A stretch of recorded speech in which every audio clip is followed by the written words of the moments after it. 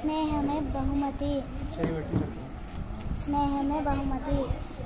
సింగనమల అనే అడవికి కంటి అనే సింహం రాజు.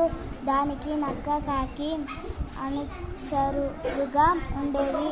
ఒకరోజు కాకి ఎగురుకుంటూ వచ్చి మన అడవికి దూరంగా ఉన్న ఎడారిలో ఒంటెను చూశాను. దానిని వేటాడగలిగితే మనకు వారం పాటు ఆహారానికి సమస్య రాదు అని చెప్పి సింహాన్ని నక్కని ఎడారిలోకి తీసుకుపోయింది.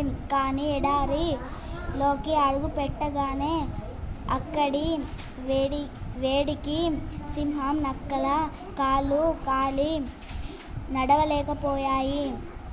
దాంతో కాకి ఒంటె దగ్గరికి వెళ్ళి, మిత్రమా, నువ్వు మా రాజు సింహంని మంత్రి నక్కని అడవిలో దించగలవా అని అడిగింది.